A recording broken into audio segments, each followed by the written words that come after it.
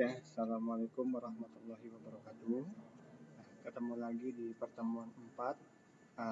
Di sini saya akan membahas mengenai protokol jaringan, remote usable call, ya, kemudian thread. Nah, di sini ada protokol. Apa sih protokol? Protokol itu adalah aturan atau perjanjian yang mengatur pertukaran informasi antar komputer melalui suatu medium jaringan. Nah, di sini bisa dikategorikan sebagai server ya, server ya. Jadi server nanti yang akan mengatur seluruh semua hubungan antar user gitu ya. Kemudian di sini juga ada komunikasi data kompleks dengan menggunakan satu protokol. Nah, di sini kalau misalnya protokol itu kita terlalu kompleks gitu ya, terlalu kompleks.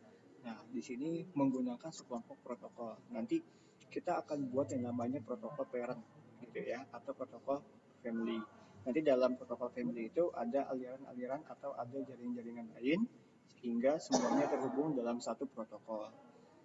Nah, itu bisa disebut dengan protokol atau parent ya, atau protokol parent. Gitu. Nah, di sini ada protokol switch yang menangani berbagai masalah yang timbul ketika mesin berkomunikasi dengan satu jaringan data. Ya, di sini ada trouble-troublenya yaitu hardware failure, ada network congestion, ada packet delay or loss, data corrupt, ya, data duplicate, or instance error. Nah, akan sulit membuat suatu protokol tunggal yang menangani masalah-masalah di atas. Nah, jadi kalau misalnya kita menggunakan protokol tunggal, ini yang nanti akan terjadi, gitu ya. Kemudian ini sama saja. Nah, di sini ada yang namanya OSI, Open System Interconnection.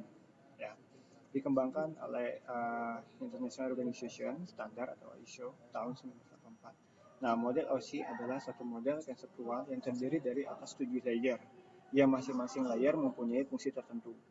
Nah, di sini kita lihat, ya, di sini ada 7 layer. Ada physical, ada data link, ada network, ada transport, session, presentation, dan application.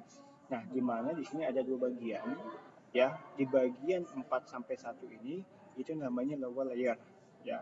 Nah, ini yang nanti akan berfungsi sebagai transport data, gitu ya. Nah, kemudian di lapisan yang kedua ini, ya, atau kita bagian dua, ada session, presentation, ada application, yaitu sifatnya diimplementasikan secara software. Jadi bentuk aplikasinya di sini. Nah, pertukaran informasi yaitu di sini. Gitu jadinya. Jadi layer 1 sampai 4 itu berfungsi sebagai transport. Nah, 5 sampai 7 itu bersifat sebagai software application atau interface gitu, yang menjalankan aplikasi atas dasar dari 4 ini.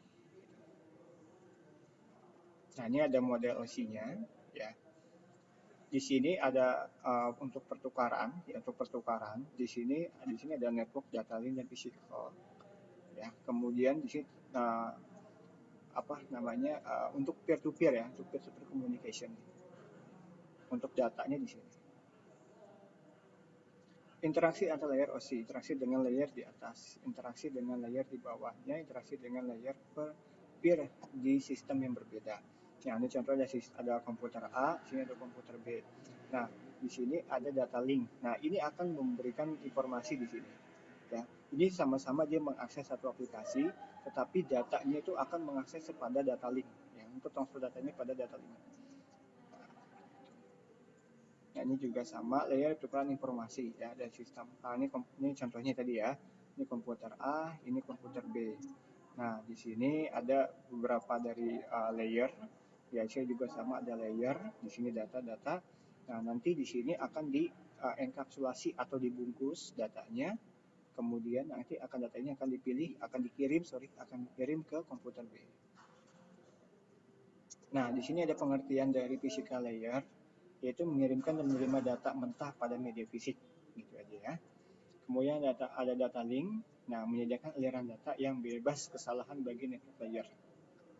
Nah, ini untuk definisinya. Kemudian ada network, ya, merutekan paket, mengendalikan kongesti, dan melaksanakan internet networking. Ya. Ini untuk internet networkingnya di network layer. Kemudian di transport layer, itu layanan transport data yang transparan terhadap upper layer. Nah, ini contohnya ada flow control, multiplex, management request service, serta error checking dan error recovery end to end. Contohnya TCP ya di sini ya. TCP atau kita bilang TCP IP gitu ya. Di sini. Session layer, kemudian sini ada presentation layer. Nah, ini masuk ke dalam ini session layer,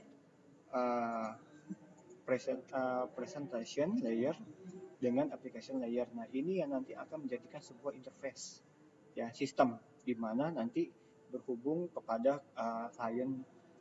Jadi server nanti dihubung-hubungkan lagi ke klien. Nah, nanti klien itu akan membuka aplikasi. Nah, di sini yang berperan. Tentunya atas dasar dari apa? Tadi network ya, physical data link dengan network. Nanti di sini. Ya. Nah, ini ada TCP IP yang tadi saya maksud. Ada application, kemudian ada transport, kemudian ada network, ada link, ada physical. Nah, di sini untuk TCP IP-nya. Gitu. Apa sih application? Mendukung aplikasi jaringan. Transfer data untuk transport, network untuk connectivity tadi ya. Kemudian link, ya linknya itu untuk transfer data seperti WW atau HTTP. Nah, kemudian sini ada physical, ya bit. Ya, nanti ini akan belajar di komunikasi data, Comdat. Nah, ini berhubungan dengan Comdat bit. Ya. Nah, di sini ada contohnya. Ini nggak apa-apa. Nah, ini TCP IP di sini.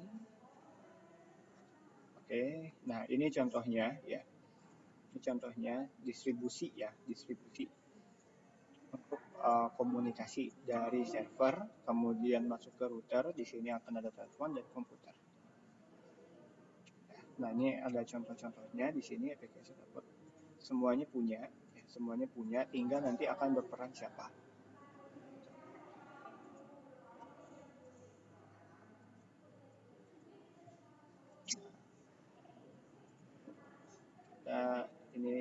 Nah, di sini ada yang namanya remote procedure call atau kita sebut dengan RPC. Ada sebuah metode yang memungkinkan kita untuk mengakses sebuah prosedur yang berada di komputer lain. Untuk dapat melakukan ini, sebuah server harus menyediakan layanan remote procedure. Nah, jadi kalau misalnya kita ingin meremote sebuah komputer, maka di server harus ada yang namanya remote procedure gitu. Boleh gak si server ini atau user ini meremote si komputer ini gitu. Nah, itu semuanya berada di server gitu ya. Namanya sebuah server membuka soket lalu menunggu klien yang meminta prosedur yang disediakan oleh server. Bila klien tidak tahu harus menghubungi port yang mana. Klien bisa merequest kepada sebuah matchmaker pada sebuah RPC port yang tetap. Nah, matchmaker akan memberikan port apa yang digunakan oleh prosedur yang diminta klien. Nah, ini kelebihan dari RPC adalah relatif mudah digunakan. Pemanggilan remote prosedur tidak jauh berbeda dibandingkan dengan pemanggilan lainnya. Nah, kemudian sini ada local prosedur sehingga program dapat berkonsentrasi kepada software logic, tidak perlu memikirkan low level detail seperti socket, merge-selling dan unmerge-selling. Robust ya, ini ya untuk kelebihan dari RPC. Nah, kekurangannya tidak fleksibel terhadap perubahan static relation between client and server and runtime. Ya, tetap ya, karena tetap dia harus berhubungan kepada server gitu ya. Dia tidak bisa, dia harus mengakses kepada satu server gitu. Kalau server itu memberikan akses untuk remote ya maka bisa, tapi kalau ini tidak bisa maka tidak bisa. Nah, untuk runtime itu biasanya dia RPC itu bermain di intranet ya, bukan internet tapi dia bermain di intranet. Nah, ini prinsip RPC dalam client server. Nah, di sini ada client, ada server. Kalau client mengirimkan pesan berisi parameter prosedur yang akan dipanggil. Nanti dia menuju ke server akan membaca parameternya. Nanti setelah itu turun ke bawah, ya server mengirim hasilnya ke klien. Nanti outputnya klien akan mengirim pesan berisi parameter.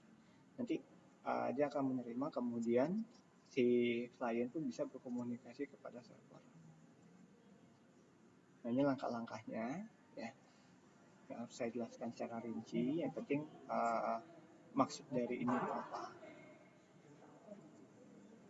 Nah, di sini thread ya. Di sini ada thread. Thread apa sih? Ya, thread itu adalah sebuah alur kontrol dari sebuah proses. Nah, kontrol thread tunggal ini hanya memungkinkan proses untuk menjalankan satu tugas pada satu waktu. Suatu proses yang multi-thread mengandung beberapa perbedaan alur kontrol dengan ruang alamat yang sama. Nah, ini contohnya. Ya, tadi sebuah alur kontrol dari sebuah proses. Gitu. Ya, modelnya sama seperti apa namanya sih tadi ya, server antara klien ya. Di sini ada keuntungannya, ya tinggal dibaca saja. Di sini ada modelnya, ada thread pengguna, ada thread kernel. Kalau pengguna itu adalah thread yang mengaturnya dilakukan oleh pustaka thread atau thread library pada tingkat pengguna. Atau kalau kernel ya yang didukung oleh langsung kernel, pembuatan penjadwalan manajemen thread dilakukan oleh kernel pada kernel space. Oke, ini model-modelnya. Ada model many to many, ada model one to one, ada model many to many. Nah, ini tinggal dibaca saja. Nah, ini contohnya. Ya, karakteristik dari thread ya. Proses merupakan lingkungan eksekusi thread yang dimiliki oleh thread. Jadi sebuah proses memakai bersama sumber daya yang dimiliki. Jadi dalam thread itu ada ruang alamat, ada proses yang dibuka, proses-proses, anak-anak proses gitu misalnya. Timer, sinyal, dan sumber daya yang lain yang dimiliki oleh proses. Nah, ini maksud dari thread library adalah menyediakan API untuk programmer dalam menciptakan dan memanage sebuah thread gitu ya. Ada dua cara mengimplementasikan thread library ini, menyediakan API dalam level pengguna, menyediakan API dalam level kernel. Nah, ini sebuah penjadwalan implementasi. Nah, ini implementasi dari thread, ada keunggulannya tuh kalau pakai kernel kayak apa. Nah, di sini bisa kita baca, tidak seboros kumpulan proses tradisional, memudahkan koordinasi multi-thread seperti proses server.